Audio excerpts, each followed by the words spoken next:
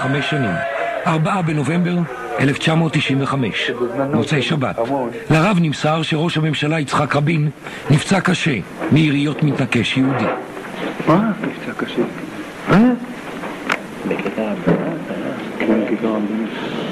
אנחנו שומעים דבר קשה מאוד בעמותינו הרבים. התנקשו בחייו של ראש הממשלה, ירו בו 3 יריות ואומרים שהוא פצוע.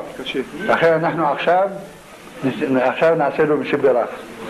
מי שברך אבותינו הקדושים והטהורים, אברהם, יצחק ויעקב, משה, אהרון, יוסף, דוד ושלמה, הוא יברך וישמור וינצור את ראש הממשלה יצחק רבין, שהקדוש ברוך הוא ירפאהו רפואה שלמה, רפואת הנפש ורפואת הגוף, ויבריאו עולם בעד העולם, והשלום יעשה על ידו במהרה.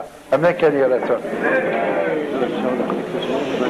בשביל מה להפסיק? רוצים את כנראה בשביל חדשות לחבים לא.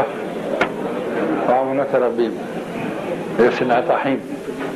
נחזור לעניינים שלנו. התורה היא רק מנקדת את כל עם ישראל. וחזרה אל ההווה.